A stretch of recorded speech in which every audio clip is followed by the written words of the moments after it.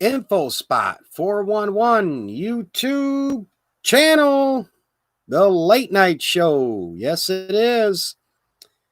Actually, I'm off to a little bit later start than I wanted, but last minute things getting done. And gosh, it's been a while since I've done a live broadcast. I think it was like, Halloween night. Halloween night. I meant to do one this past weekend. Just I was shooting videos Sunday and Monday.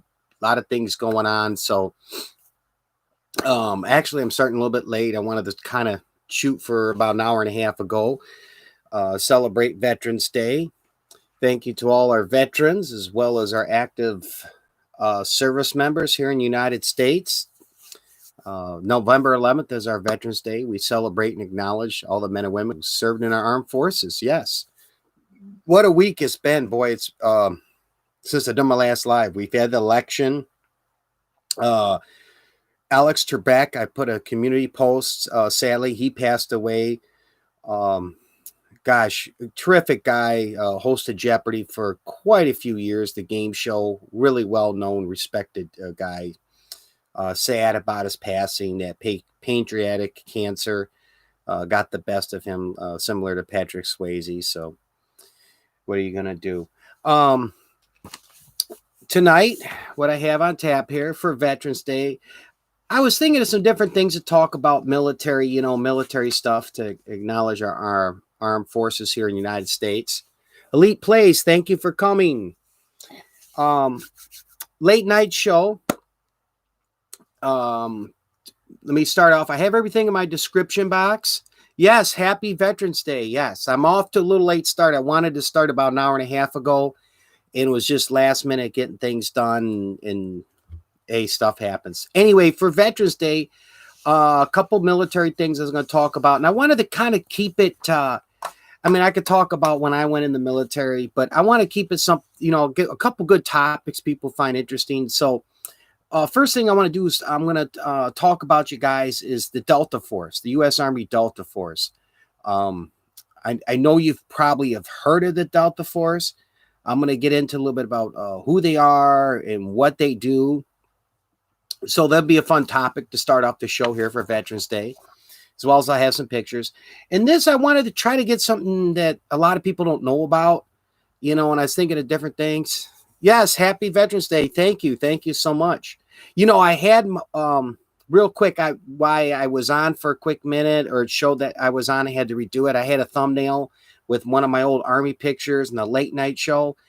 And for some reason, this YouTube wouldn't size it. So I opened it up, made it smaller, and it cut off the late night show thing. So finally, I just had enough, and I found one of my old thumbnails, which you see now, and I just put it in there. Stuff happens. Anyway, I thought it would put the whole thing in, but it didn't. Technical glitch. Let's get rolling. Next up, I'm going to talk about the U.S.S. Iowa. It was a U.S. Navy battleship and the terrible accident that happened on that ship in 1989. If you don't know about it, I'm going to talk about it as well in general. I'll do a little bit of discussion about the battleships. They're all decommissioned, no longer in the U.S. Navy fleet. So I'll explain why, and I'll talk a little bit about the U.S. Navy battleships, and mainly I'm going to get into the U.S.S. Iowa, which was a U.S. naval battleship in a terrible accident. What went wrong in '89? Okay, and some fun stuff here to talk about. A few funny news stories. I always like to have something funny. Massachusetts man plants Christmas trees in potholes. Basically, this guy got fed up and frustrated these potholes in these roads, and the local government and the state government wasn't doing anything. So he got some topsoil and some small Christmas trees and put them in the potholes in the road. Funny story. I got a picture. We'll talk about it. A new Guinness World Record. It was when I show you the pictures to talk about, it's kind of funny. Just clever crap people think of. Another one I got here, a new Guinness World Record, and this was just today. A man in India built a 9-foot-long marker pen, like a Sharpie's marker, 9-foot-long marker pen, and the damn thing works. I'll get into it and why he built it. One of those funny things. Oh, this one, you guys stick and stay. You're going to want to hear about this. And I got the video link of the incident in my description box. Max Headroom Hijacking. Real briefly before I get into it later, basically Max Headroom was like this kind of cartoon character back in the 1980s that Coca-Cola used. And his forehead came out, he had like this blonde hair, and he used to hold the Coke, and it was kind of a funny cartoon thing. They did it for about 3-4 years back in the 1980s, maybe a little bit longer. So anyway, this guy was somebody or group of people. They hacked into two TV stations in the city of Chicago and interrupted the live programming. And this guy is dressed up as Max Headroom, and he altered his voice. I'm going to get into the incident and what happened, and you'll find it interesting. And it is a little bit weird and bizarre. You watch the actual video of this guy. Wow, that's a good record. Yep. Okay, a couple more things here, everybody. Oh, I just will mention this briefly. I'll read the story. Ring Doorbell. If you ever seen that. Oh, Niqua Nice, thank you for coming. I'm just going over my topics here for the show before I get started. Thanks for coming.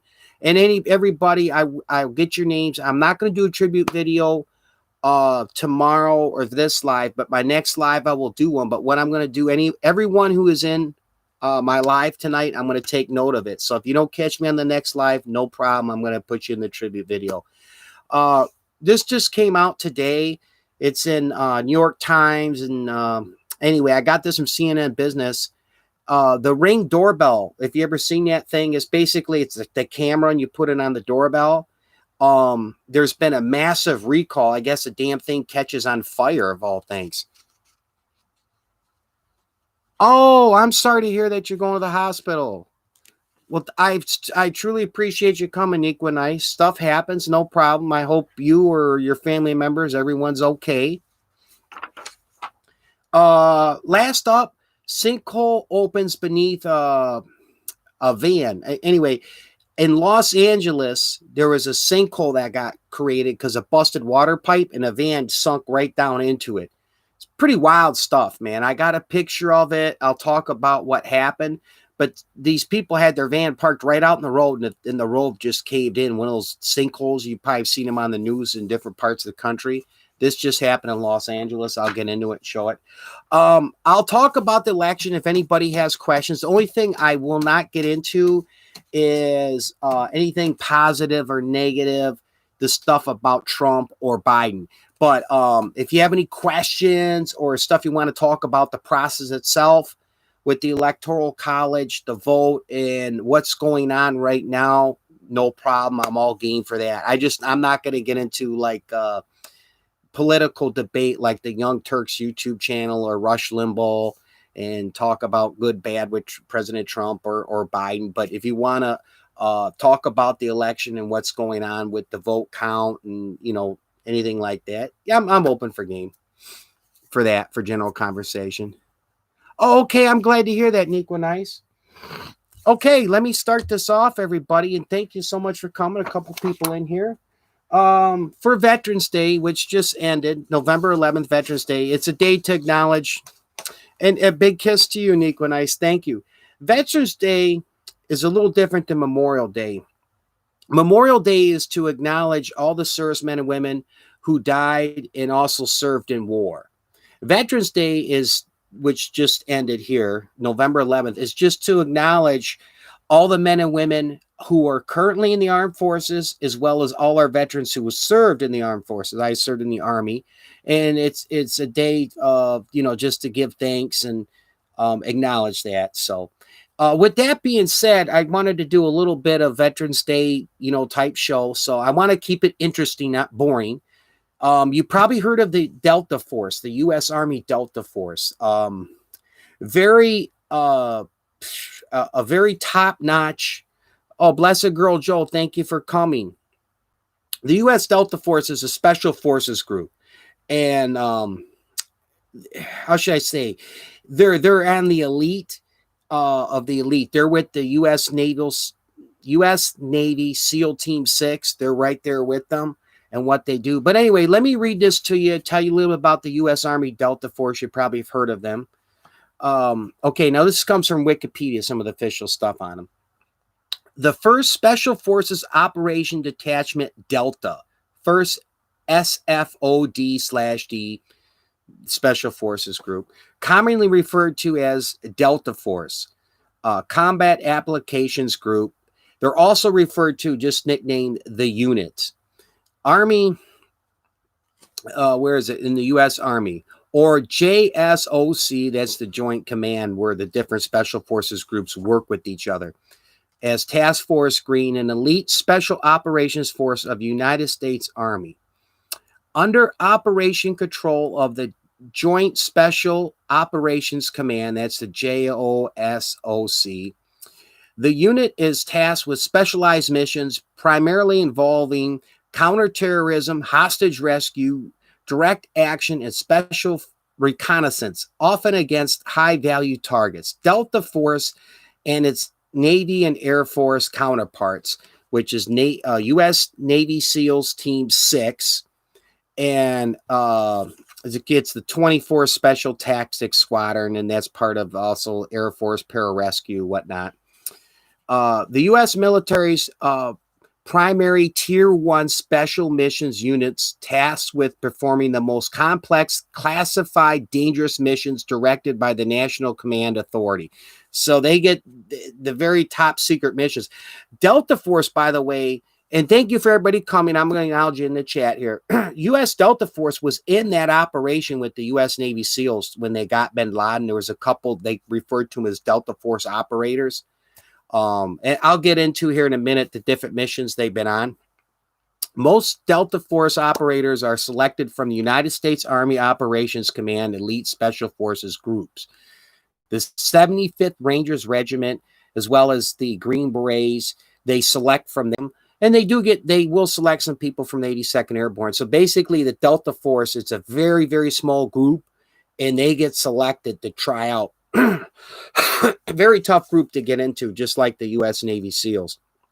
Okay, Delta Force was formed after numerous well-publicized terrorist incidents in the 1970s.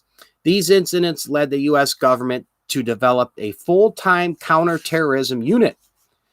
Key military and government figures had already been briefed on this type of unit in the early 1960s. So this was already in discussion in the 60s. The U.S. Army Special Forces, that's the Green Berets, in a period focused on unconventional warfare. Also, the Green Berets are more about training.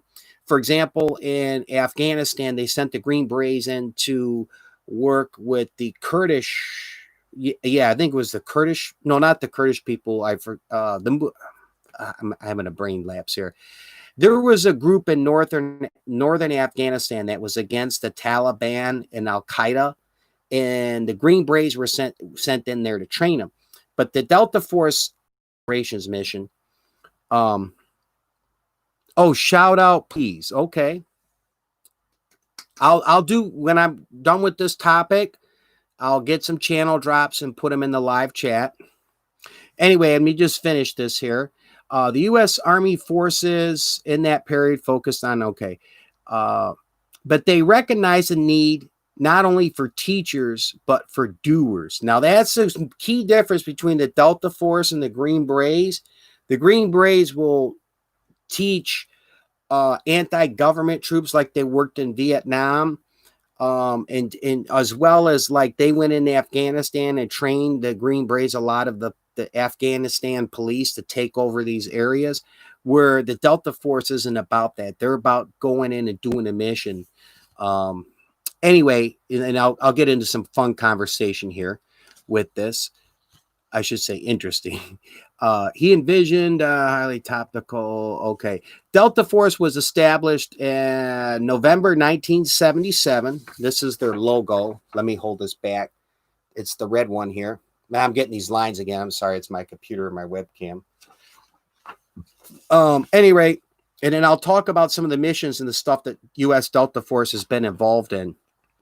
First founded in 1977 as a top elite Army group.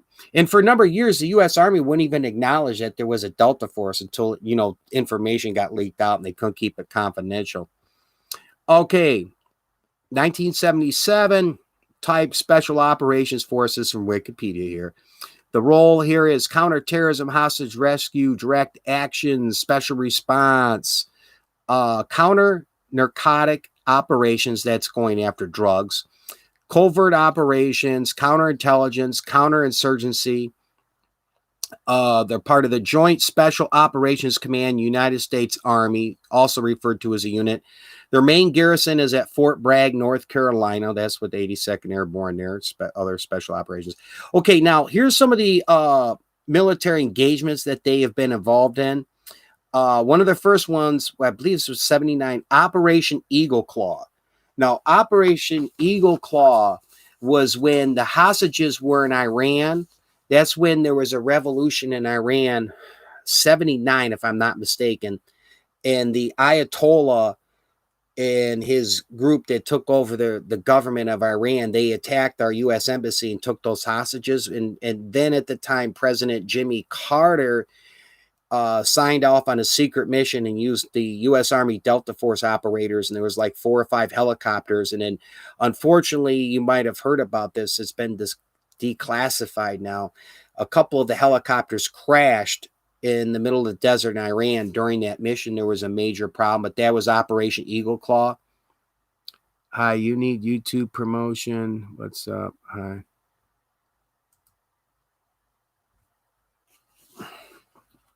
Any rate, Operation Urgent Fury. Now, I have a friend who was in there. Operation Urgent Fury, Delta Force was involved with that too. That's when there was Cuban troops put in Grenada, on the island of Grenada, and Ronald Reagan sent in the U.S. Delta Force along with other U.S. Army troops in the Marine Corps and took back the island of Grenada in Operation Urgent Fury. Operation Just Cause. That was a military operation. I talked about a U.S. Navy SEAL mission there, but that's when President Bush, who passed away, the first President Bush, this was in 89, as a matter of fact, they went after Manuel Noriega. He was threatening U.S. civilians in the Panama shipping canal and involved in drugs, and then there was arrest warrants out for him. So anyway, Delta Force was there in Panama in that military operation. Persian Gulf War, 1991. Colombian drug war. They were involved in getting Pablo Escobar, the U.S. Delta Force. The Somalia Civil War. One of the people who died, if you've seen the movie Black Hawk Down, there was mostly our U.S. Army Rangers, but one of them was a U.S. Army Delta Force operator. Operation Uphold Democracy. Oh, that was Yugoslavia. 96, when President Clinton sent the U.S. troops in, U.S. Delta Force was sent there. Another thing, too, that the U.S. Delta Force, now this is some controversy because they're not supposed to get involved with the civilian operations, but if anybody might have heard of this, I don't want to go too far into detail, was Waco, Texas, with the Koresh compound. He was that nut. Thank you for coming. Thank you so much for coming. I appreciate you coming. Anyway, David Koresh in Waco, that was in the early 90s, and they had a bunch of guns in there, and there was a standoff. And finally, Janet Reno, then I think it was Secretary of State, if I'm not mistaken. Anyway, the police came in there, and there were some U.S. Delta Force operators that were involved with that. And that's when they set the whole compound on fire. But there was some Delta Force in there. A lot of the stuff, this is just stuff we know. The U.S. Delta Force, like the U.S. Navy SEAL Team 6, are involved in some very classified missions from Pentagon. A lot of times they don't even wear a insignia. And I'm going to show you a really cool picture of the U.S. Delta Force. This is from the Persian Gulf War. Then General Norman Schwarzkopf was getting off a helicopter going into a Saudi base. And he, at that time, during the Persian Gulf War, Schwarzkopf, along with General Coleman Powell, they were protected by the U.S. Delta Force, and they don't mess around. Let me bring this picture back. Where's my pen? Okay. All right. This guy is Delta Force. They always don't wear a military uniform. They're a very elite special forces group. Here is General Norman Schwarzkopf, and this is back in the Persian Gulf War, getting off a helicopter. This is another officer probably carrying some paperwork and stuff. That's a Delta Force operator, but they will do personal protection as well for some of the top people in the military, especially in the war zone. You know, when they're not in the home soil. But that's a picture of the actual Delta Force operator. A lot of times they go out in the field, they won't wear insignia and they get, you know, special missions. Like I said, they were involved too when getting Osama bin Laden. Anyway, that's a little bit on the U.S. Army Delta Force for Veterans Day. Talk about them a little bit. Let me get to the live chat here. Still here. Okay, let me do a couple channel drops here. And then I'm going to take a note as well. I'll put you in the tribute video. I'm going to do a tribute video after my next live, probably a week from now. And what I'll do is I'm going to take everybody that's on this live and put them in a tribute video. So if you don't catch my next live, no problem.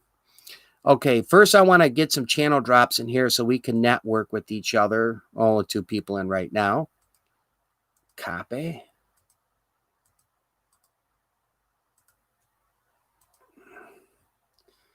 Blessed girl, Joe. I got you.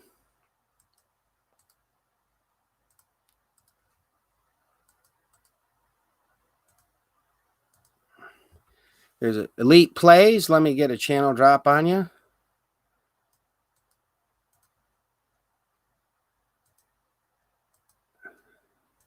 Hopefully, I got to get a new laptop coming up. It's something with either. I don't think it's YouTube. It's something to do with my webcam, but I have had some bad visual when I went over. My live broadcast is getting the visual on it is shaky a lot of times. Any rate, Elite Plays, filter, channel. Oh, here we go. Okay, I got you. Here's your James Harding. Copy. Okay, Elite Plays, I'll get you in here. Hello to you too. Let me put you in here.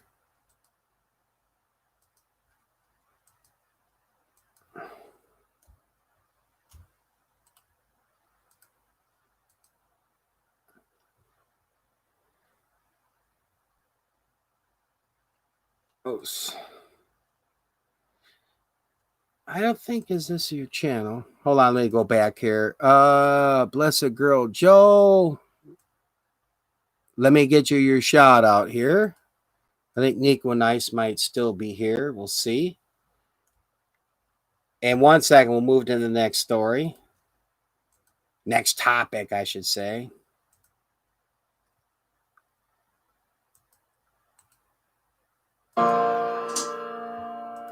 Okay, 1 more second. Hey, Donut Toys and Games. Welcome. I'll get you a channel drop. I'm just doing a few channel drops right now. Donut Toys and Games before I move on to my next topic. Class of 2020 in the house. Donut Toys and Games. Okay, hold on.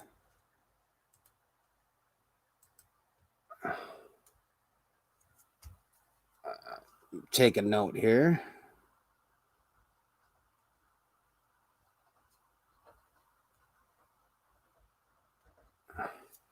All right, Donut Toys and Games. I'm still here, everybody. I'm just pulling up your channels, doing a few channel drops so we can network with each other.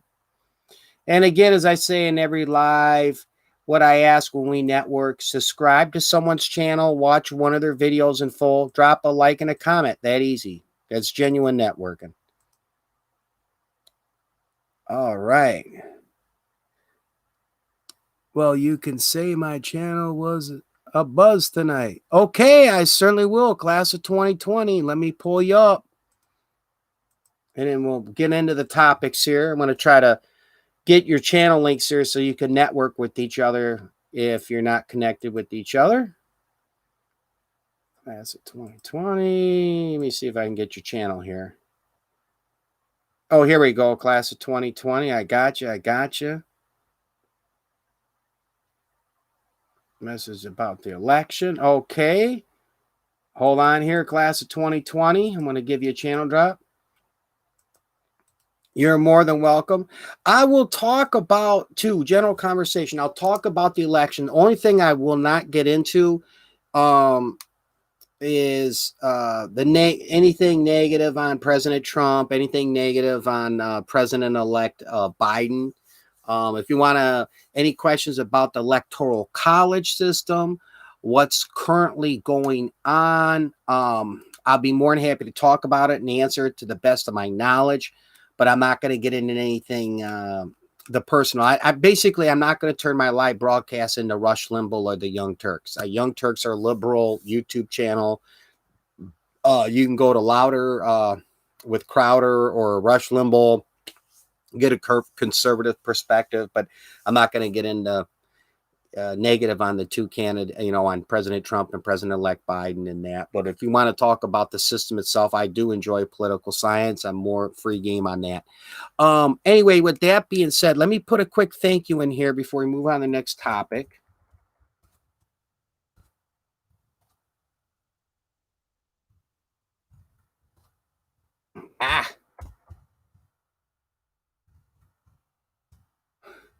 Well, why is Georgia and Arizona taking so long when 99% of their vote is in? Okay, let me get a sip of my lemonade. That's a great question. And then we'll talk about U.S.S. Iowa, but we'll get into elections, talk a little bit. One sec.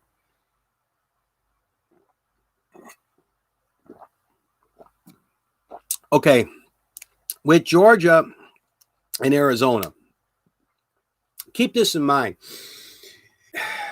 The Associated Press and the news media, they can call the election on all the information they get, but officially, Biden and Trump do not win any state until the votes are certified by a Secretary of State. In my state of Michigan is referred to the title of Secretary of State. Some states have a different title, but basically the votes have to be certified. Now, with that being said, none of the votes are officially certified, but it's pretty much going to be Biden's got this. With Georgia, the latest I heard with Georgia, what's happened is the vote count is so close, they're going to have what their state does is a runoff election. And that's not for Biden and the Trump ticket, but for the senator ticket. And then as well as the states, when the vote count is around 1% or lower and so close like it is in Arizona and Georgia, recounts are done. And they're having a total recount in Georgia, as well as they want to make sure that the count, they're going to check these valid ballots. Now, what I mean by Afghan Kitchen, thank you for coming. What I mean by a valid ballot, invalid voter ballot would be a ballot that comes in who's somebody who no longer lives in that state or that area where they're not able to vote. So let's say somebody moved in August from Georgia and they're out of state and they're living in Alabama now. Well, they can't cast a vote in the state of Georgia. That'd be an invalid ballot. Another example of an invalid ballot would be, let's say somebody did a mail-in vote or an absentee mail-in vote. Then they show up on election day to go vote and they didn't get caught. And they have two ballots with the same name, the same person voted twice.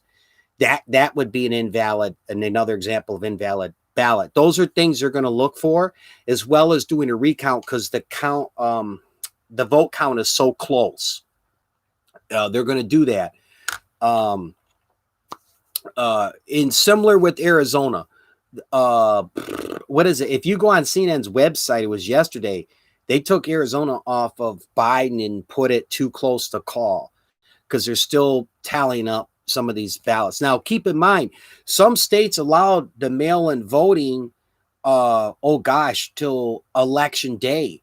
So somebody who mailed it and stamped it on that day, they might not get it to 3-4 days later. Plus, you have some overseas votes, primarily military votes that come in. And some states are that close. So with what's going on with the court deal, is President Trump is challenging the vote in Pennsylvania. And a few things was the Pennsylvania State Supreme Court made an error in judgment as far as it's a very technicality thing. It should have, as far as allowing the mail-in vote date for them to the time frame when they can mail it in. So there's some legal challenges on that. There was in my state of Michigan in Detroit, there was questions too on some of the ballots that were counted. So these are some legal challenges.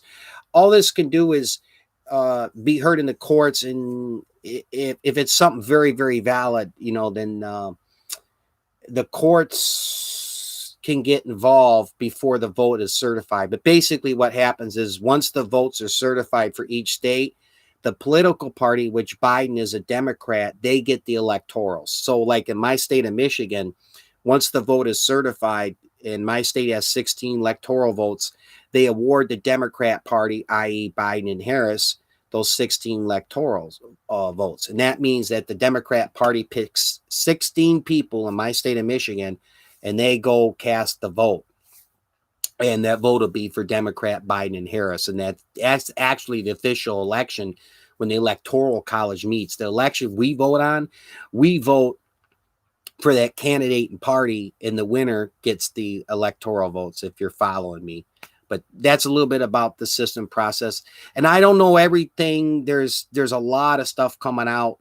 Was it Giuliani, the former New York mayor? He's claiming he has several witnesses that there was major voter fraud in Philadelphia. So there's some stuff that, and it's not all getting released as far as what some of these lawsuits entail. So I'm is just as much as you guys on the know on that. But I will say is I don't see it getting changed. I just don't see it getting changed. Maybe if he makes it, maybe Pennsylvania, maybe, but not all these states. 270 electoral vote count is what's needed to win, and I think Biden will have it in the Electoral College will vote for him anyway. Okay, 3 people still here. Wait, is Georgia going to recount, but we should have an apparent winner? Yeah, I have to look, and it should be, I believe Biden, last time I looked, was just in a slight lead in Georgia. And that one is very, very, very close. But even if President Trump were a class of 2020 were to get Georgia, because if you look on CNN.com, for example, I'm just using that as one example. It was up to 290 something, the electoral vote count that Biden won, and I believe now was lowered to 270 something. So like I say, each state, I think Pennsylvania is 20. So even if Georgia, Pennsylvania go to President Trump, but see here's another issue with that, with this courts and that. It's got to get to basically the Supreme Court. I don't see Pennsylvania overturning that vote count for Biden unless they can clearly prove that there were a number of invalid votes, but we'll see about that. Basically Biden will get the official president elect, and when the Electoral College meets and the votes get certified, is up to, okay, he's up 53,000. Yeah, that's going to be a tough one to prove. 53 some thousand invalid votes. That's going to be a tough one to prove. I mean, if there is some big mass conspiracy like that, that'd be a lot of people involved for that many votes. So I'll see what happens. I am kind of disgusted a little bit with some of the stuff I've been hearing on with some of this the stuff that went on as far as like in Detroit, where some of these votes didn't come in on time, and the poll watchers. I'm a believe, and it's not everywhere, but if everything is on the up and up, I do believe that I am for Democrat and Republican. I feel it's important that poll watchers be there to see that everything's being done honest. There's nothing to hide and shade. But like I say, I'm going to wait and see mode on that, but I don't see that quite getting turned. We'll see what happens with that. But even if President Trump were to get Pennsylvania, he'd have to still pull in Michigan or Wisconsin. And I believe these votes, most of them are going to get certified in the states, and Biden will be officially the president-elect, and then he's president on January 2021 when he does official swearing. So that's what's happened. Okay, next up here for Veterans Day, real quick. Let me get into this. And thank you for coming, Afghan Kitchen, Elite Plays, everybody who's here. One more military story here to honor for Veterans Day, which just ended at midnight here, just not too long ago. The USS Iowa, the U.S. Navy, was a battleship. It's a retired battleship.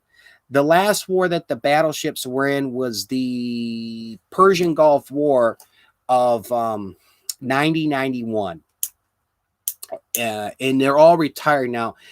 Let me read this, and then I'll tell you a little more why the U.S. Navy and the Department of Defense decided to end all the battleships, which are so iconic. And, they've been around for, numbers of years. World War II, Korean War, Vietnam War.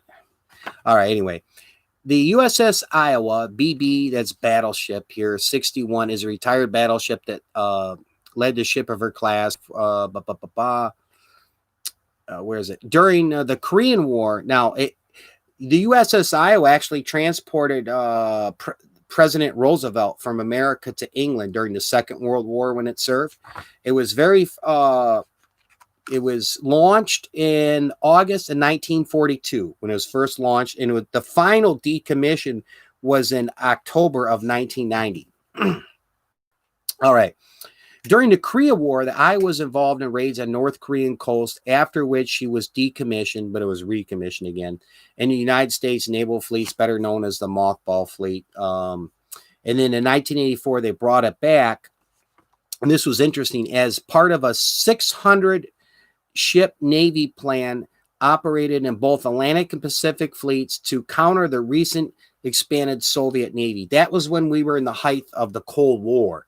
So at that time, President Ronald Reagan wanted as many ships as active, so they recommissioned the USS Iowa battleship. Now, this is what I want to talk about, was a very, very big news story. And I think I was in 6th or 7th grade when this happened, like 11, 12, 13 years old, somewhere around there. At any rate, in April of 1989, an explosion went off on the gun turret number 2, killing 47 sailors on the USS Iowa. And this was not during wars, during training exercise. During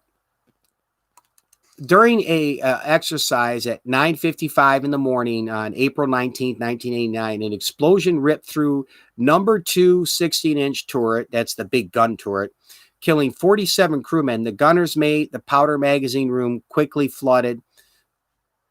Oh, thank you for coming, SRA family. In honor of Veterans Day, I'm talking a couple military things here about the incident on the USS Iowa, a U.S. naval battleship. And I'm going to talk a little bit about the battleships here in the U.S. Navy, why they're not around no more.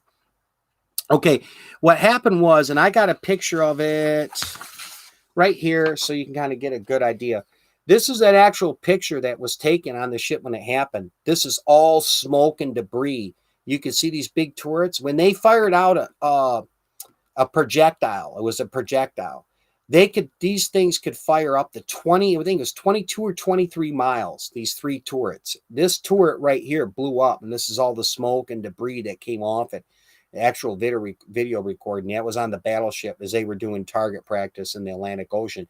What happened was the guy, they load powder in it, and then they behind the projectile, like the bullet basically, and they're like big powder kegs, and he put too many in, and the thing blew up, and this was a major accident here. Let me set this over here, and then I'll get back to the story about what happened on the USS Iowa. So anyway, where is it here?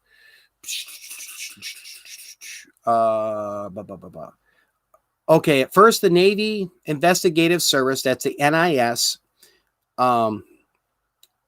theorized that one of the dead crewmen Clayton Hartwig had detonated the explosive device in a suicide attempt after the end of an alleged affair with another sailor. Now, this is with the initial investigation.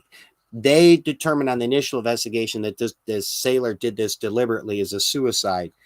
Although the Navy was satisfied with the initial investigation as a result, others were unconvinced, and in 1991, aimed at amid increasing criticism, Congress forced the Navy to reopen the investigation. The second investigation, handled by independent investigators, was hampered by most of the original debris from the U.S.S. Iowa being cleaned up or otherwise disposed of by the Navy after the first investigation.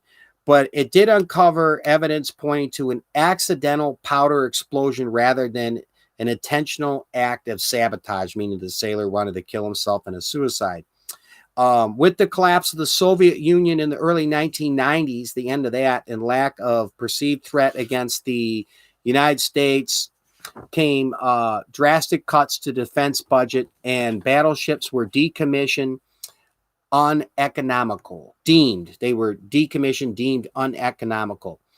As a result, the Iowa was decommissioned the last time, meaning the last time it was active and in the water, working, was October 26, 1990, and that was the date of its, after that, the date of its decommission. After a total of 19 years of commission service, she was the first of the reactive battleships to be decommissioned. Okay, so it was decommissioned. Basically, what happened with the battleships, and I'll show the picture again, is they became also obsolete. It was also because of budget cuts and it was uneconomical, but they basically became obsolete as the 1990s came around with these Tomahawk missiles and these other types of missiles and all the computers and tied in the satellites. What a battleship, a submarine, a destroyer. I don't know so much the frigates. That's a small Navy ship, but they were obsolete in what they could do in a combat situation, and it cost a lot of money to keep these ships going and afloat. So the Department of Defense and U.S. Navy decided, hey, this is an obsolete type of operating naval ship, and we have no need for it. The last time that the battleships are used in war was just before they were all decommissioned, was the Persian Gulf War. That was when Iraq went into Kuwait, and the U.S. was involved with the coalition. It was a record coalition number of countries to get Iraq out of Kuwait. And what they did in their role, it was the U.S.S. New Jersey, Missouri, Iowa wasn't there. There was a third one there. I believe it was three of them. I know U.S.S. New Jersey, Missouri were there. Any rate, these battleships were used as a decoy. And when the initial war started in January of 91, Desert Storm. And when it first went off, it was all a bombing campaign. I think it was for like 3 weeks. They just bomb everything in Iraq. They might still have the video on YouTube. I mean, the sky lit up green and everything. Oh, thank you so much. I appreciate that. I do. I'm going to get you guys in the chat once I'm done talking about the U.S. naval battleships. So what they did is when they started the ground campaign, Saddam Hussein and most of the command in the Iraqi military thought that the United States military and its coalition, like the United Kingdom, France, and so forth, were going to come in by water on the shores of Kuwait. And that was not what Schwarzkopf and Coleman Powell and a few of the others of the top command had in mind. So what they did is they fooled them. They did a decoy. First, they sent U.S. Navy SEALs in on the coast, and the Navy SEALs set up these Claymore mines, these little rectangle boxes, and they brought in rafts, and they were about 15 miles off the coast, anchored the raft, swam in, I think about 15 miles, set up these bombs on the beach that were timer detonated, swam back out in the rafts, went to the nearest ship to pick them up. So once those explosives went off on the beach, these Claymore mines that the Navy SEALs set up, Those went off. So now all of a sudden it went on a high alert for the Iraqi military, like, oh, the U.S. is coming in. They're planning an invasion when these explosives went off. Phase 2 was battleships come in mine. These battleships are about 20 miles offshore. They loaded up them cannons and they just bombarded the shores of Kuwait. And it was all a decoy operation, and it worked. The Iraqi military diverted what troops they had to the coast near the coast of Kuwait, and the U.S. military and its coalition came in from the Saudi-Kuwait border.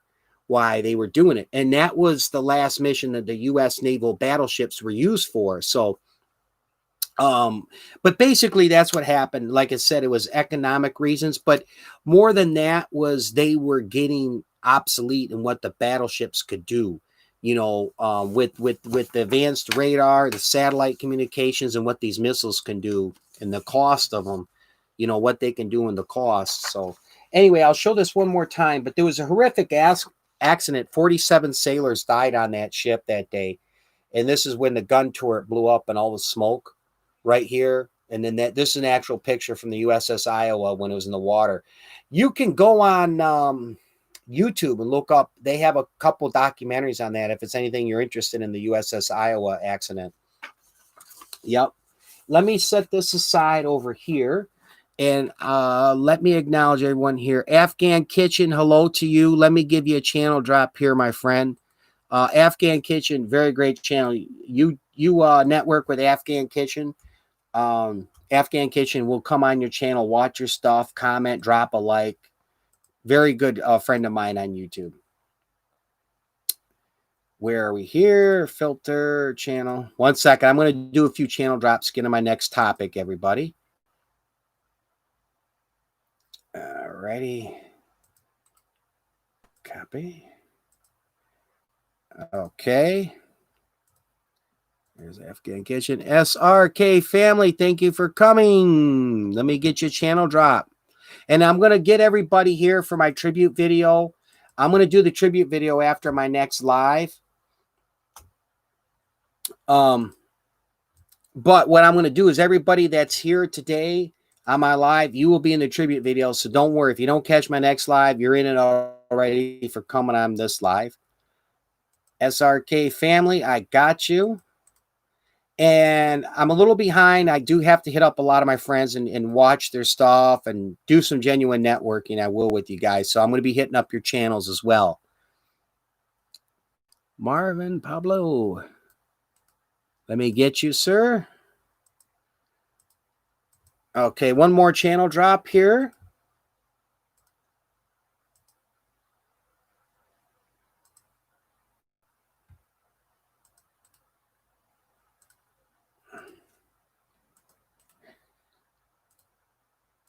Okay, let me take a quick note. I do it old school. I got my notepad here.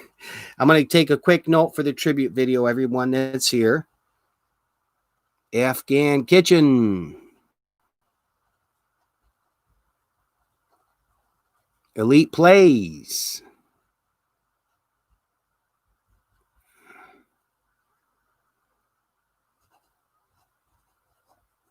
Class of 2020.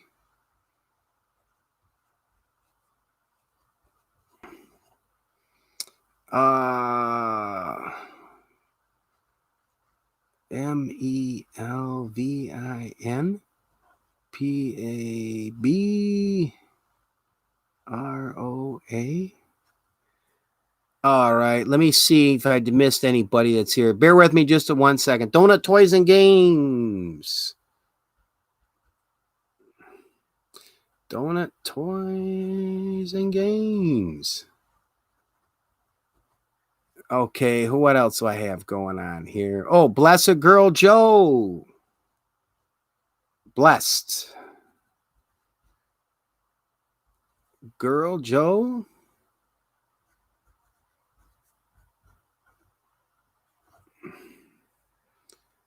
Oops, I got somebody else here. Maybe NAVGA.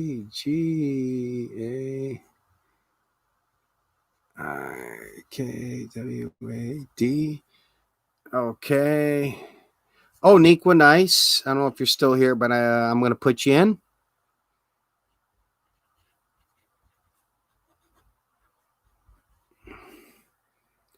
Wait, plays. Oh, Raw. Okay. Yes, Donut Toys and Games. Real quick, what I was doing, everybody, my little scratch pad. I'm going to do a tribute video, not for this live, but my next live. I want to do a tribute video. But everybody who's on the live with me here tonight, you're in the tribute video. So if you don't catch my next live, no problem. I'm going to put you in the tribute video. What was I going to say? Oh, yeah, a big thank you to everybody for coming. 1 second.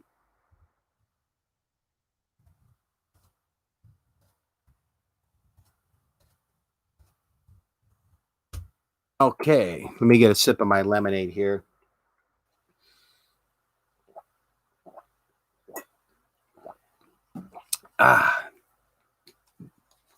Anyway, I had a little technical issue with I said earlier, I had my thumbnail picture set up with the American flag, for the Veterans Day, and it was late night show. And I have no idea what's going on with YouTube. I made the damn thing small, and it cut off half the lettering. So I said, oh, my Lord, I'll be another 5 minutes to 10 minutes to get this picture reset and all that. And I made it smaller, still was doing it. So I just found an old template picture I had late night show and boom, put it in there. No problem. Stuff happens.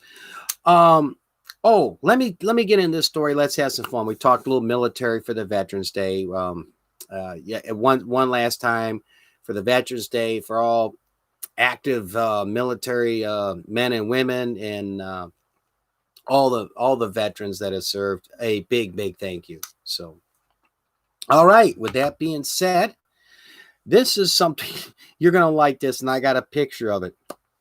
Talk about clever stuff people think of. Massachusetts man plants Christmas trees in potholes that are on the road. Let me read this and show you the picture. It's kind of funny. Real funny.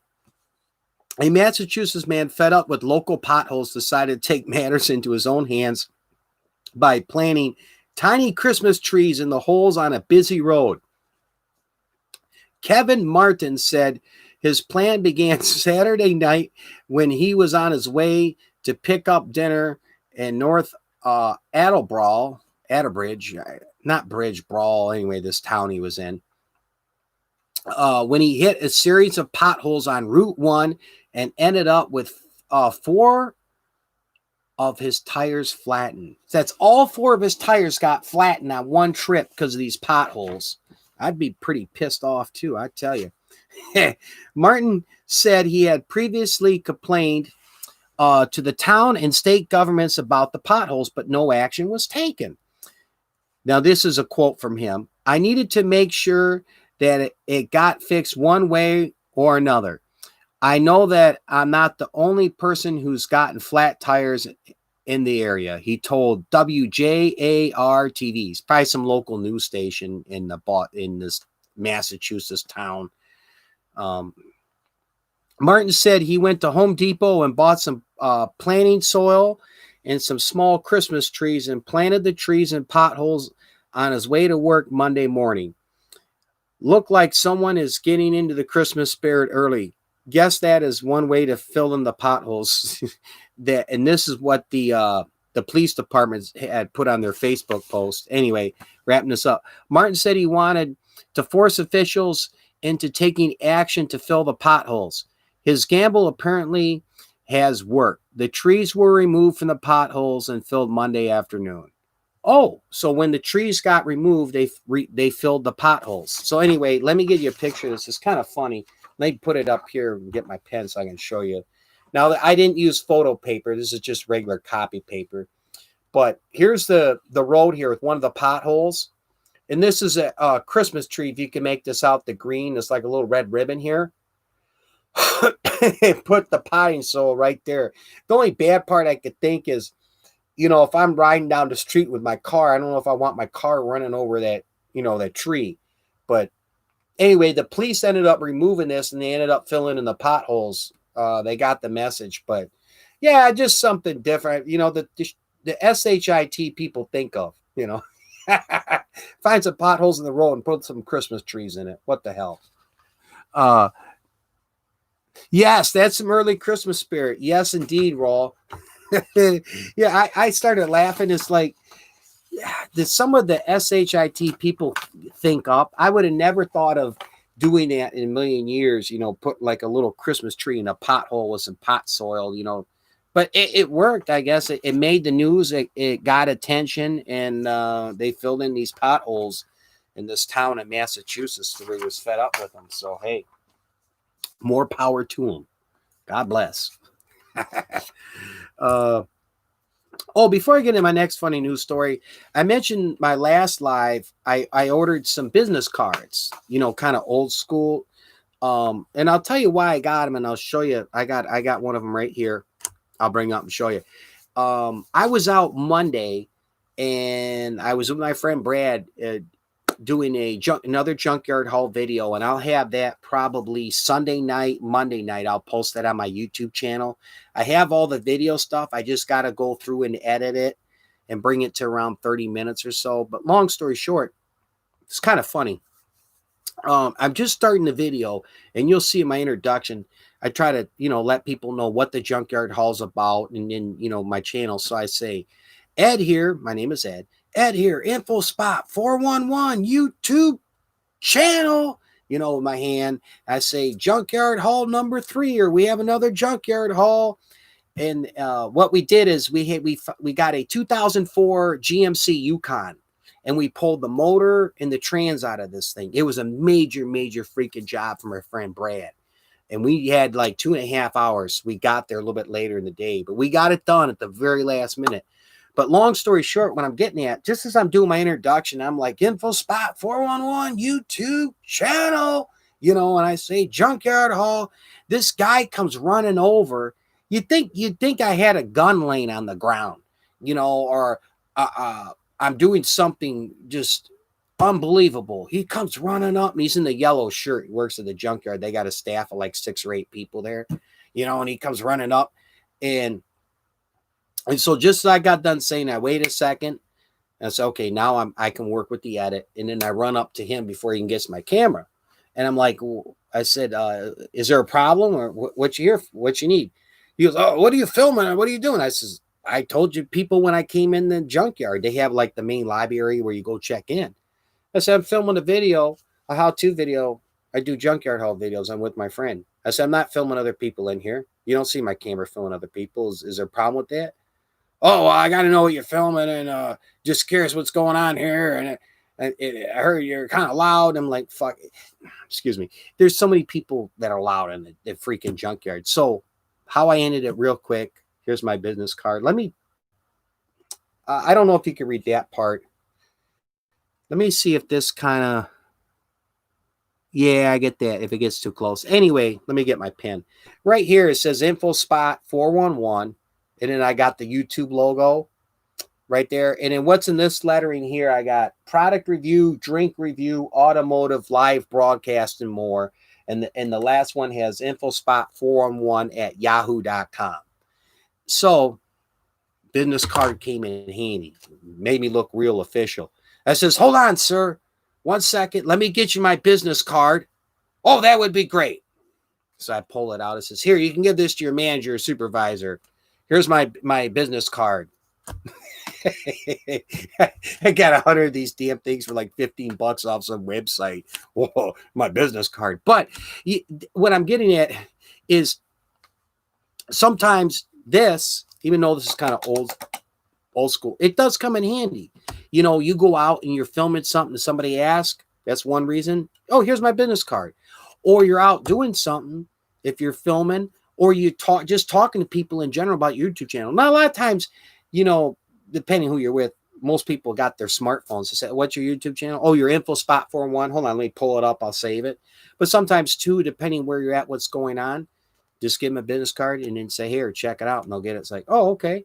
But anyway, I just laughed because it actually came in handy for that day. And I happened to put I think I had like 8 or 10 of them. I put in my little camera bag, which is hanging on my tripod.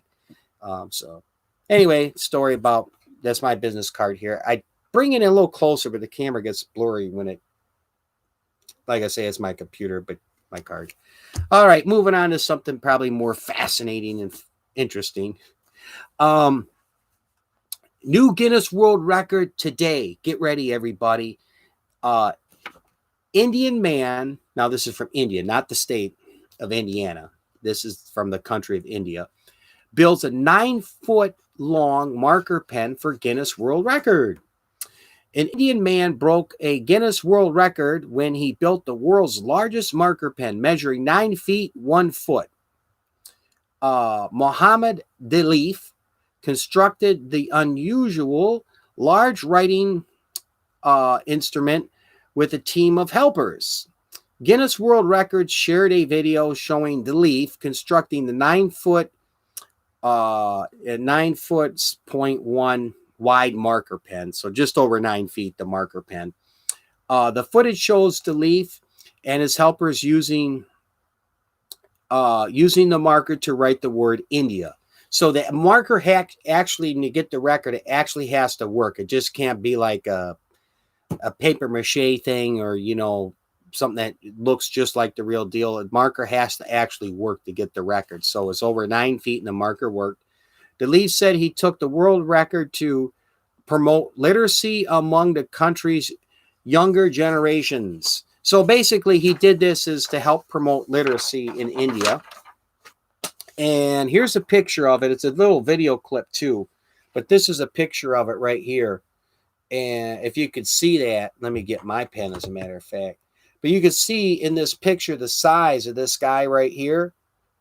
And look at the marker, just goes past him, and the cap, the plastic cap thing they made. I mean, that, yeah, I could see this thing being just over 9 feet. So interesting. Some people, you know, just do these Guinness World Records when they find out that there's a record, and if they can break it, just to get their names in the books and then get a certificate, you know, that they're in the Guinness, they're officially in the Guinness Book of World Records. Like there was some cuckoo lady, I can't remember if it was Kentucky or Connecticut. She hugged a tree for so many hours to set a Guinness World Record. Why would Guinness World Records even want to have a record like that? But anyway, sharing the certificate. Oh, Ukulele Bug, thank you for coming, and thank you for the like. Much appreciated. Hey, I was just talking, I don't know if you caught it. New Guinness World Record out of India. Just over 9 feet, a marker. This Indian guy from India, along with his friends, they built an actual working marker that's over 9 feet in length. If anybody wants to see it, I can, you know what, let me pull it up. I'll put the link here in the chat if you want to take a look at it. Bear with me 1 second. I get a sip of lemonade. Okay.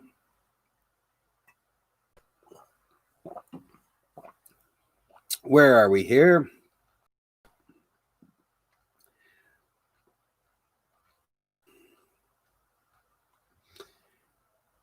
It should be in here.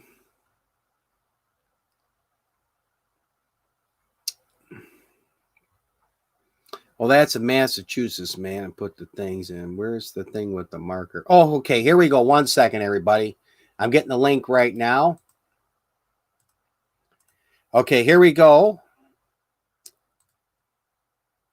Oh, thank you, Ukulele Blog. And a happy Veterans Day to everybody. Now, it just ended at midnight, a little over an hour ago, but I started a little bit late.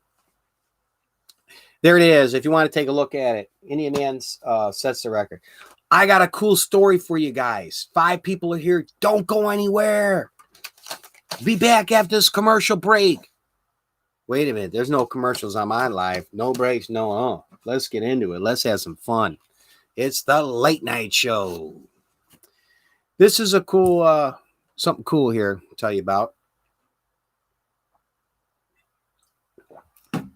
Sorry about that. I get a little thirsty all the talking.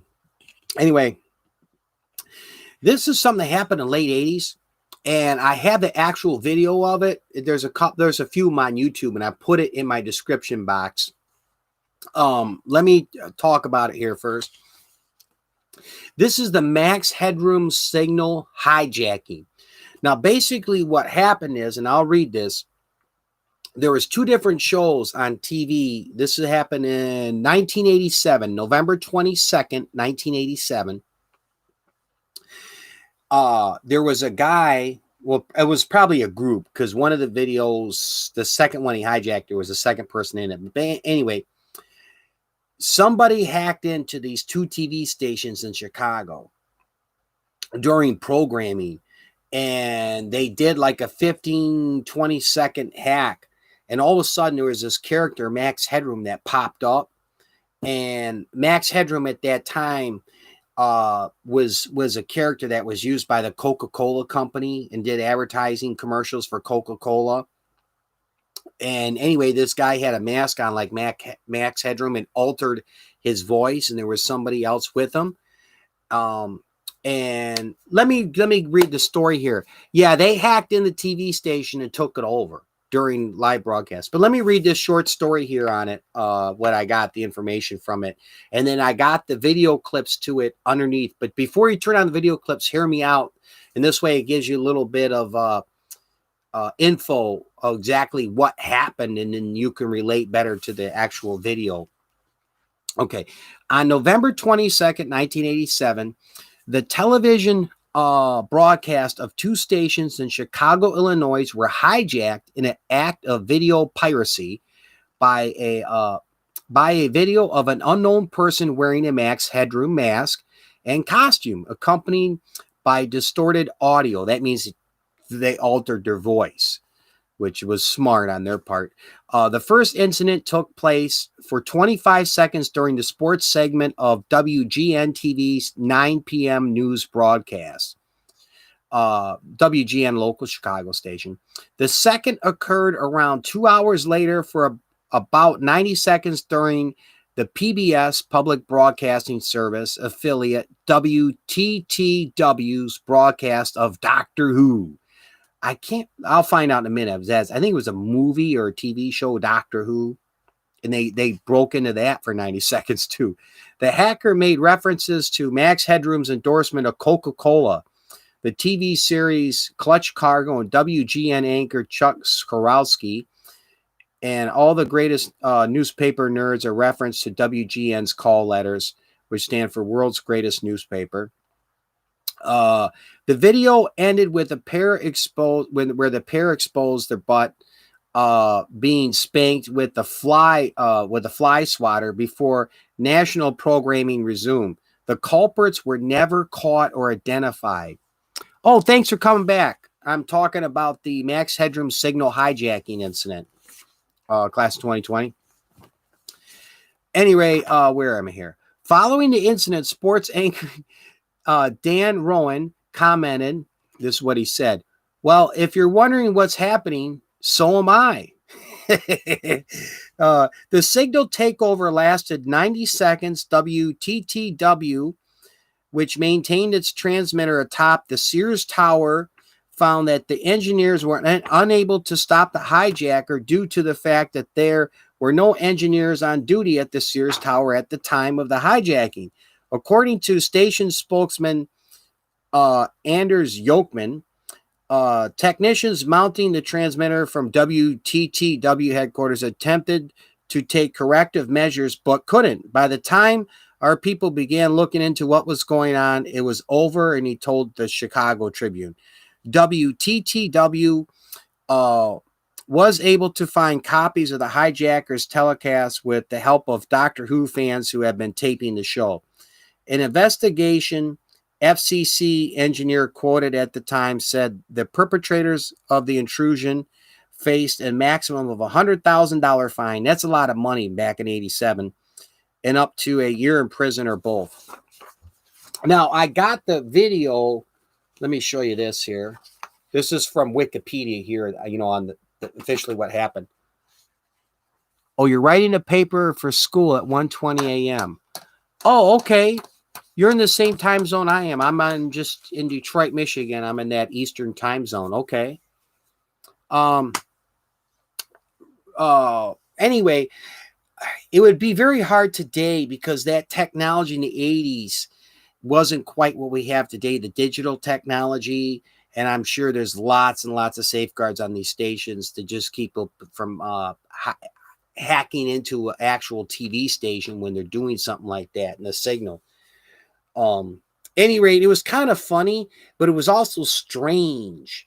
Like I say, if you're interested, I got the video link to it showing the actual hijacking of the stations and this guy said and did, the actual video footage of it in my description box below the video. But yeah, that's pretty odd. You know, somebody can just hack right into the TV station during the live broadcasting. There was another video on YouTube. They had a list of suspects, and one of them they suspected was somebody who worked in the television and that to know how to do this. And, you know, maybe has some information on the station at the time when they can get in there and do this thing. But anyway, yeah, it was kind of funny. Weird, but it was funny when you watch it. You know, thought it was something worth talking about. Let me get a sip of lemonade. I want to mention this briefly too. And ukulele bug. Let me get you on the list. I'm going to do a tribute video. It won't be for this live, but on my next live.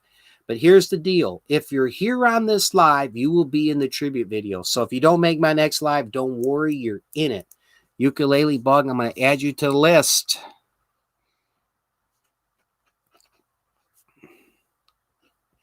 UK. Hold on here. I just making a quick note here. You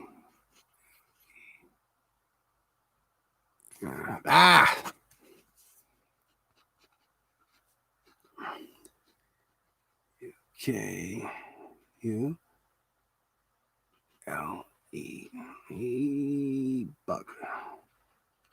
Okay, I got you. Sorry about that. Let me get a sip of my lemonade, and I'm going to talk about this real briefly. Real quick, class of 2020, what you writing a paper on?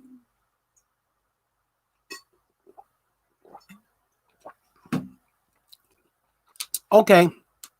Yeah, ukulele bug. I added you to the list. I'll have you in the tribute video. I got a Wednesday, probably in 2 days. I have some more product reviews. My next video is going to be a product review. I got the Miracle Bamboo Seat Cushion as seen on TV. I'd love getting my hands on these as seen on TV products and testing them out and seeing if they work as advertised and what they claim. So I'll have that. My next video is going to be the product review of that. And then Sunday, Monday, I did that junkyard haul with my friend. I'm going to upload that. I just got to go through and edit it. But my next video I got a product review, the Miracle Bamboo Seat Cushion. It's not fun. Oh, okay. I was just curious. Is it like social science history, or is it a paper in English? The Roman legacy on the modern world. Wow, I didn't know they had much of a legacy. God, the Roman Empire was so long ago. Jesus. Wow, you're talking like that Gladiator, that movie with Russell Crowe. I think that was during the Roman Empire days. I don't know. And I like social science, but that's going back. Wow. Roman legacy on the modern world. Yeah, I could tell you. I could tell that's why you just said it's not fun. Not too much I can help you on that unless I start getting on Google and doing a little research there. Good luck, my friend. Good luck. Real quick, let me get into this. I just heard this on the radio today. This was reported by New York Times, CNN. But in case any of you guys have that Ring Doorbell, is that little doorbell feature with the video camera. So when somebody hits it, you got the screen set up. And I think they have it now too, where it goes to an app on your cell phone if you want, or smartphone. Any rate, Ring is actually owned by Amazon. It's a subsidiary of Amazon. They're having a major recall because the damn thing catches fire. I was like, what? So I pulled this up off of one of the websites. I got mine from cnnbusiness.com. Okay. Amazon subsidiary Ring, that's Ring is owned by Amazon, is recalling hundreds of thousands of video doorbells after receiving reports of them catching fire. The potential fire hazard impacts around 350,000 second generation Ring doorbells sold in the United States and roughly 8,700 more sold in Canada, according to the notice posted by the U.S. Customer Product Safety Commission on Tuesday. The $100 doorbells were sold on Ring's website and on Amazon between June of 2020 and October of 2020. The video doorbell's battery can overheat when incorrect screws are used for installation, posing a fire and burn hazards, this notice said. According to the notice, Ring has thus far received 23 reports of doorbells catching fire and causing property damage, as well as 8 reports of minor burns. The safety of our customers, now this is Ring or Amazon, the safety of our customers is top priority. I call that damage control talk. The Ring spokesman, Mrs. Daniels, said in a statement, adding the company is working with the CPSC, I think that's the Consumer Protection Safety something, or any rate, and has contacted customers affected by the recall with updated device installation instructions. Customers do not need to return their devices, she added. Ring users can check whether their doorbells are impacted by the recall at this link on the company's support website by entering the model number and serial number printed on the back of the device. So basically, if you go to the Ring Doorbell website, they have a thing in there about the recalled doorbells, and then I guess on your box or whatever, if you have a model number, serial number, you could punch it in and see if you have one of these recalled Ring doorbells. And I guess there's a video in there they send you about the proper way to install it, because I guess these freaking batteries will catch fire in there if the screws aren't in right. Oh boy, what a headache that's going to be. But I would be done by it now. It was easy to find a quote. No, like language, Latin influence, English. Oh, I got you. Yeah. A lot of the English language was influenced. It is derived from Latin, a lot of it. Yes, I got you. And the Latin language is a dead language. I think it's only spoken officially like in the Vatican. Is in the Vatican. Okay. I was thinking like the Roman Empire. I got you. Okay, the legacy, like some of the words and stuff that have come. I imagine there's probably still a lot of traditions in, especially like in Italy and some of those other places in Europe right there where the Roman Empire was years ago that, might have carried down from years and years and years, just other than just the language. Anyway, they got a big recall. If you have a Ring doorbell, everybody, you're watching my live, just go to the Ring Doorbell website. The information's on there. It's something to do with the screws. I hate to see the thing catch fire. There's 23 fires reported, so that's that. What else did I have? Oh, last story up, and we'll do some general conversation and talk. What the hell? A sinkhole opens beneath a parked van in Los Angeles. This is yesterday, November 10th, or 2 days ago now. A sinkhole that opened suddenly on Los Angeles Street swallowed the front half of a family's parked van. The Los Angeles Fire Department said the vehicle was unoccupied Tuesday morning when the sinkhole opened underneath it on a street of the city's Crenshaw district. The fire department said the sinkhole had been caused by a broken water main that caused flooding in the South Brinkingham Road, I guess. Anyway, firefighters arriving to deal with the flooding just after 5 a.m. found the van with its front half sunken into the road. The road was partially closed off to traffic while crews worked to shut off the water and repair damage. So I guess apparently a water main broke, and all the dirt and clay underneath that cement road gave in, and it went crack. Now let me show you a picture of this. This is why I got it. And I'll talk a little more on these sinkholes. This is the actual road right here. Wow, look at that big ass hole right there. Boom. I've seen a few of these on the news before, like in Florida and other parts of the country. I think it was Georgia or Mississippi, where the ground, usually most of them has been, the ground is giving way, and like one of them I know swallowed up a freaking house. I think that was in Florida. It just gave way. But man, well, I'm glad nobody was in that van at the time. I'm hopefully I'm sure their insurance company will cover that one, whether they have Allstate or Farmers or whoever. But yeah, that's pretty wild right there. Look at that big ass sinkhole just come around and just swallow it up like this front part of the van. Whoop. Yes, man, that's something else. Something else. Let me put this here. We'll have general conversation. I think I got everybody. Yeah, I got everybody here for the tribute video, which I'll probably do. What's the day? Wednesday? Maybe, probably, like, I'll try to shoot for Sunday to do my next live. If not, it'll be a week from now. I just been real busy, but I try to want to make sure I do a live late night show at least once a week and keep that engagement. People that subscribe to my channels and whatnot. Gives me a chance to talk to you guys and see as well. And I enjoy doing it. Everybody has their own thing that works for them doing a live. A lot of I do enjoyment. I kind of like talking about different interesting news topics and different things I can think of,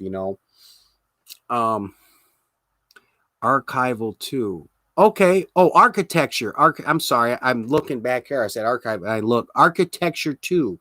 Yes, as a matter of fact, that's true. Yeah. I do believe, especially a lot through Europe, but there's a lot of places around the world that probably use a lot of architecture that came from the Romans. Yep. IGTG. Oh, no, what is GT? Not Google. IGTG. I'm not sure on that one. I'm a little in the dark on that one there. Oh, I got 5 people here. Is anything people wanted to talk about? We'll have some general conversation that's on their minds. Like I say, I'll be more than happy to talk about the election that just happened. The only thing I won't get into is anything, the negative on President Trump or negative on Biden, but on the process of the election or want my opinion on something. That's all fair game. I'm willing to talk about that for sure. And I put a community post as well. It was sad. Bear with me a minute. I can talk and talk. I just need to stay hydrated. Oh, thank you for coming. I'll put you in the on the list for the tribute video, which I'll do on my next live. But again, if you're on this live, don't worry about it. You're going to be in the tribute video.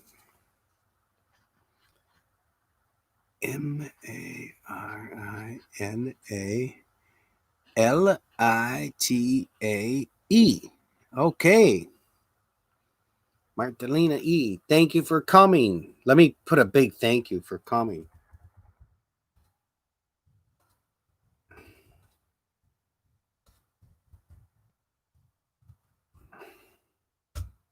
Boom. Thank you for being here, everyone. Yes. Alex Trebek passed away. Hosted the game show here. If you're in America, you know what I'm talking about. But I'm sure even if you're over in Europe, the Philippines, Jamaica, wherever, you probably have seen Jeopardy. It's such a famous show for so many years. It was just sad that he passed away. He had that pancreatic cancer. I know Patrick Swayze had that, and it was like about 8 months after being diagnosed with that, it was a wrap. He kept telling everybody. I was surprised, like, I'm doing okay. I'm gonna plan on continuing with the show for the next couple years. I'm sure some stuff he kept to himself, but maybe that's just how he wanted to go out. He didn't want to say, "Hey, I got to retire. I'm not in the best of health," and just stay at home. And so God bless him for that. But yeah, he'll be missed. He was great talk show host on Jeopardy for sure. 5 people in here. Well, I went over pretty much here everything I had on my list here for tonight. I pulled up and talked about the U.S. for the Veterans Day, talked about the Delta Force. I'll just go over here if there's anything any of you guys want me to talk about this stuff a little more, or have a question, feel free. Or there's something else you want to talk about, or you have a question, whatever, you put in the chat here. The U.S.S. Iowa incident, that's on the Battleship. Talked a little bit about the U.S. Navy battleships. What else we have? Oh, just some other fun news stories. Oh, and the other big one was, and I have the video, the Max Headroom incidents. This guy and some people, they hacked into it was in 1987. They actually hacked into a TV station in Chicago and interrupted broadcasting on 2 different TV stations in Chicago and interrupted the broadcasting and took over the station. Got to go, but I will stay. Okay. I'm going to wrap it up here in about 5 minutes. I always try to do a general conversation. So if there's something that's, anyone wants to talk about or ask a question, general conversation, we'll go there. Oh, got to go. Okay, that's GTG. Okay, I got you. Yeah, no problem. I appreciate you coming. I'm going to wrap it up here and make it an even hour and a half in about 4 minutes anyway. Not too much else to talk about right now. I did, I got 3 people here. Like I say, my next video I'll be dropping in a couple days. I'll have a product review, the Miracle Bamboo Seat Cushion. So it's an as seen on TV product. I put it to the test. And then Monday I got the junkyard haul video. I was met up with my friend Brad again. We did a really great junkyard haul. I talked earlier about a funny story. This one employee got really nervous with my camera and come running over in the middle of filming, Anyway, that's what will be coming up on my channel. I got another product review and then a junkyard haul. Yeah, I know. I try to mix it up. I get a lot of people that come in there and really nice comments, and they primarily love my product reviews. Some people, I have a few that like to drink reviews, and then I'm starting to get in. I like cars and automotive. I'll do that from time to time. So, as well as my broadcasts, I like being engaged, with you guys and gals, and the chance to talk with my subscribers as well. And I enjoy looking up different different topics and, news and talking about that as well. So, hey, I don't see nothing in the chat. Class 2020, a big hello. I'll do the tribute video. This week is really, really busy for me. So what I'm going to do with the tribute video, everybody, if you're here, you're on the chat, I'll put you in it. My next live I do about a week from now, when I do my next live broadcast, I'm going to do the tribute video after that live broadcast. But everybody that's on this live broadcast, you're in it, you're on the list. So I'm basically just going to add to the list, and I'll release that.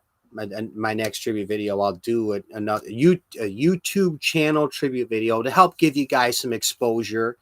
They do really well for me. I usually hit about anywhere 500 to 1,000 views. I've had some big views where I've done some product reviews, and if I get 50 views on it, it's just the way it goes. But at any rate, yep, I'm going to do that tribute video.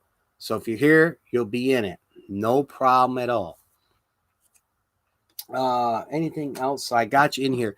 That's one other thing. Why I got a couple minutes here is if you don't catch my live when I'm live broadcasting, let's say you catch it the next day, if you watch, even part of it, let's say you watch 15 minutes of it, and it's usually an hour and a half or longer, my live broadcast.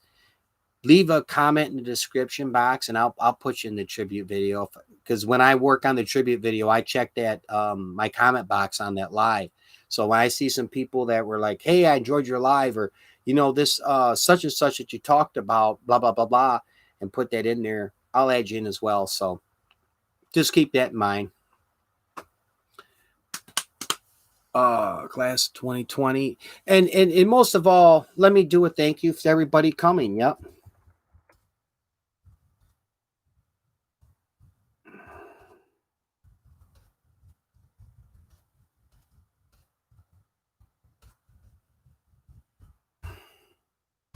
Boom, there we go.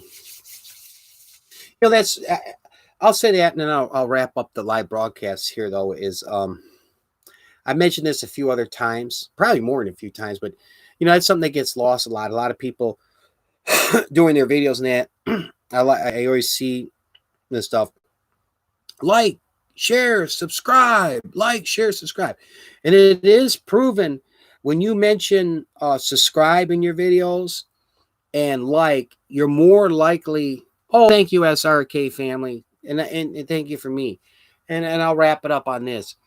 Yeah, it is proven when you mention subscribe and like, for example, in your videos and on your live broadcast, you have a much higher percentage of people liking and subscribing to your channel versus if you didn't. And I have no problem saying that in the video, but here's my problem. I see a lot of people do. I always hear like, share, subscribe, or people on the live. I'm like, oh, so and so, you're here. Oh, make sure you like up my live. Make sure you like it up. Like, whoa, what happened to thank you or appreciate? That's just one thing when you do a video or you're on a live. Always just make sure you could say like, share, subscribe, no problem at all. But make sure you put a thank you in with that or appreciate. That's just to me doing things the right way, as well as, and I'm a believer in this. I don't care how many subscribers you got or how many views you get on the video. You're nobody on YouTube if others aren't interested in what you do. So, make sure you thank them. Just like musical artists lose focus of that sometimes. Not all, but there are some, and same thing with actors. You make all that money or you start to grow and get big and it gets to your head and it's like you got to stop and think a second. If it ain't for these people, I'm a nobody on the street. So, and that, real quick, that's happened to some musical artists. They've gotten up here big, and then 5-6 later, the record company drops them. The records ain't selling. So it's just one of those things. Always thank the people that make things possible for you, no matter whatever the health profession you're in. But it's just talking on YouTube here, so that would be, I guess, one of my things. If I can get across everybody here, if you shoot a video or anything like that, go ahead, like, share, subscribe, but just say, hey, thank you, or I appreciate. Just add that little thing in there. So, any rate, before I end my late night show here, wow, I got 6 people, and thank you everybody for coming. Is there anything that you guys had a question on or something you might want to talk about? Because I always end my show with general conversation. I'll stick and stay if there's something you guys want to talk about, whether you want to get my opinion on something, or you have a question, or a topic you want to talk about. And as well, real quick, feel free. You can contact me if it's something you don't want to put in the comment box or on a chat. You can get, if you want to contact me, it's infospot411@yahoo.com. Click on my About tab on my YouTube channel, and it's right there. My email, you can contact me by email. It's another way to get a hold of me. Okay, I don't see much else in here. Wow, 6 people are in here. Thank you, everybody, for being here. One more time before I end, if there's anything somebody wants to talk about, type it in the chat. I'm all game. I'll wait a little bit, get a drink of my Snapple. If not, I'm going to make sure to thank everybody for coming tonight on my late night show. And a happy Veterans Day, and much thanks to all our servicemen and women that are actively serving, as well as the veterans that have served. All right. Yep. Oh, thanks, Raul. I appreciate that.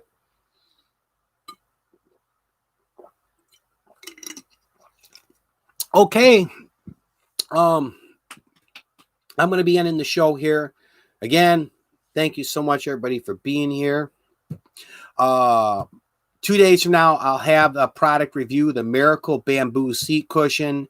and then Sunday, Monday, Junkyard Haul. And not only do I have the list for a tribute video, I'm going to be going to bed here very shortly because I'm pushing 2 a.m. where I am.